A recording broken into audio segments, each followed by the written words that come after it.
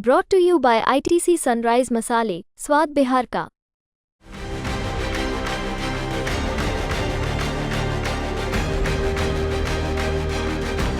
नाम शिवदीप लांडे, स्टाइल सिंघम वाला। जी हाँ, बिल्कुल सिंघम की तरह एक्शन में आए पूर्णिया रेंज के आईजी शिवदीप लांडे ने अपराधियों को कड़ा संदेश दिया है।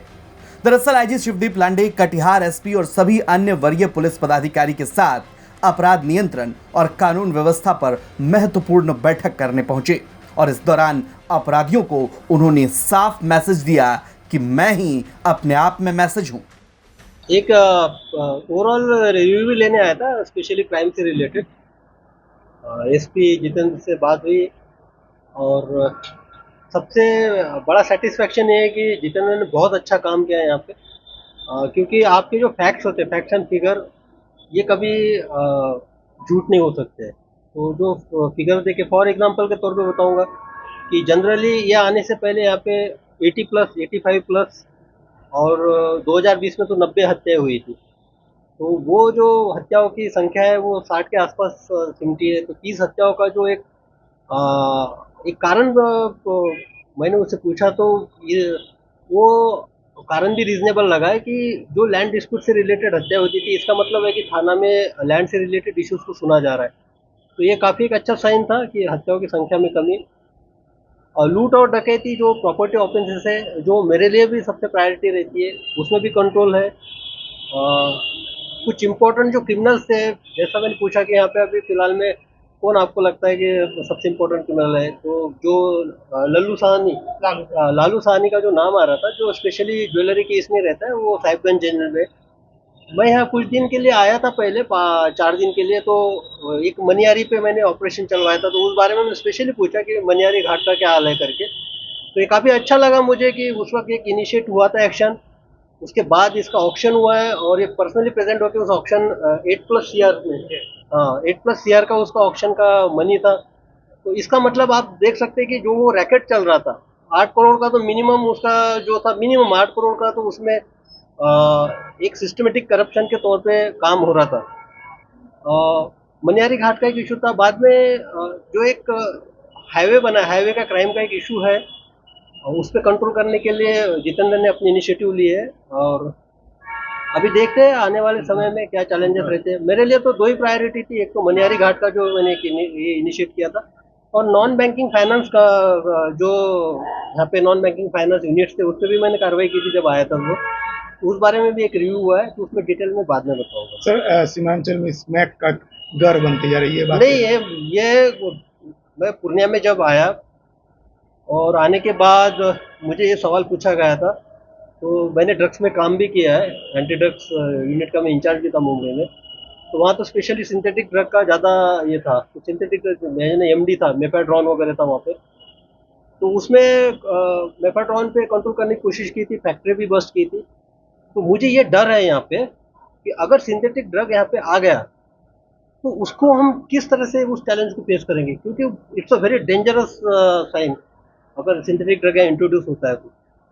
और बात यह है कि आप ये सवाल पूछ रही है, नहीं, जैसे मैंने सरकारी मोबाइल यहाँ पे पूर्णिया का हाथ में लिया, मोस्टली जो समस्याओं के मैसेजेस है, या तो सोशल मीडिया में जो एक पोस्ट डाला था उसके बाद भी जो मेरे कमेंट आ रहे हो, जो मैसेजेस आ रहे हैं, वो स्पेशली एक समस्या को इंगित कर रहे हैं, वो कि स्मैक की समस्या, यहाँ पे ड्रग्स की समस्या, युवाओं जो इस ड्रग्स केस में जा रहे हैं। तो मैं ये बताना चाहता हूँ कि no one can do drugs without your consent. Means ये जो ऐसा क्राइम है, फॉर एग्जाम्पल अगर प्रॉपर्टी ऑफेंस है, आपको पिस्तौल सटाएगा, चाकू दिखाएगा और आपसे छीनते ही करेगा, ये फोर्सफुल वाला क्राइम है, इसको तो रजिस्टर किया जा सकता है। लेकिन ड्रग्स का कंजम्पशन एक ऐसा क्राइम है जिसमें आपको फोर्सफुली ऐसा बंदूक लगाएगा, चाकू लगाएगा, आपको कोई बोल नहीं सकता कि आप ड्रग्स लो, ये लो। तो इनिशिएट होता है जो विक्टिम है उसमें, या तो जो एक्यूज बनता है बाद में क्राइम में, उसी के थ्रू। तो इसके लिए ये दोनों डायमेंशन इंपॉर्टेंट है। हमारे एनफोर्समेंट एजेंसीज का डायमेंशन जो है, उसके साथ साथ समाज का और जो अभिभावक है बच्चों के, उनका भी बहुत बड़ा रोल इसमें आता है। इसमें एक पूरे सीमांचल के लिए एक बहुत बड़ी स्ट्रैटेजी बनाने की ज़रूरत है, वो एक ड्राइव चलाने की ज़रूरत है। कुछ कंज्यूमशन केसेस का जो एक होता है, वो एक यहाँ पे SOP बना के इम्प्लीमेंट करने की आवश्यकता है। फॉर एग्जाम्पल, यानी जो कंज्यूमशन के केसेस, मुंबई का एग्जाम्पल बताता हूँ। वहाँ महीने के 1000 केसेस होते थे कंजम्पशन के, और साल के करीबन 11,000 से 12,000।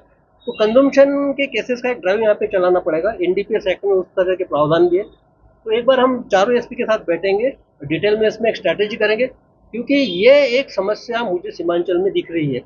और ये जो है ये डायरेक्ट लिंक है रोड क्राइम से, जो लूटपाट या सीएसपी संचालक से लूट, मोबाइल लूट, चेन स्नैचिंग। अब देखिए, ये जो मोबाइल लूट होती है या चेन स्नैचिंग होती है, कुछ भी छीनते ही होती है, तो जो भी छीनते वगैरह करता है वो उसके बाद जो परचेस करता है वो ड्रग्स ही करता है, ड्रग्स कंजम्पशन के लिए करता है, अपने लाइफ स्टाइल के लिए करता है। तो ये हमारे लिए अलार्मिंग है, और मैं मानता हूँ कि आने वाले समय में इसमें डेफिनेटली हम कोई ना कोई रास्ता निकालेंगे। सर, अपराधी के लिए मैसेज क्या है अपराधियों के लिए?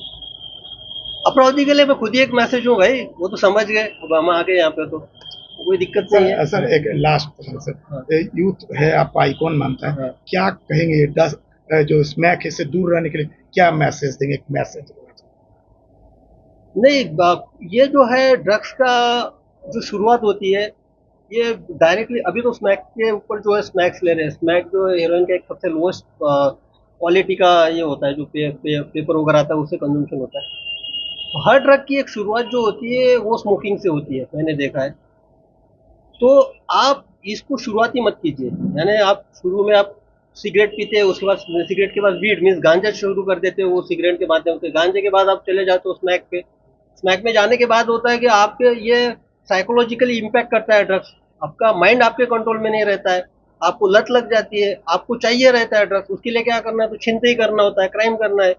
तो इसलिए सबसे पहले मैं यही कहूँगा कि आप इनिशियल स्टेज पे मत जाइए, यानी स्मोकिंग और ये जो पहला स्टेज है उस पर मत जाइए। और अभिभावक का मैं फिर से बता रहा हूँ, समाज का और अभिभावक का बहुत बड़ा दायित्व है इसमें, क्योंकि ये इट्स टू वे प्रोसेस। हम तो एज एजेंसी तो हमारा काम करेंगे। अभी देखते हैं इसका डायमेंशन कितना है। एडिक्शन के बाद रिहेबिलिटेशन सेंटर्स का भी एक स्ट्रेटेजी होता है, उसमें देखेंगे, उसमें अभी काम करेंगे। तो सुना आपने आईजी शिवदीप लांडे ने किस तरह से ड्रग्स के बढ़ते प्रचलन पर चिंता जाहिर की और अपराधियों को कड़ी चेतावनी भी दी है। अब देखना यह होगा कि उनके आने के बाद क्षेत्र में कानून व्यवस्था की स्थिति क्या रहती है। कटिहार से विपुल राहुल की रिपोर्ट, बिहार तक।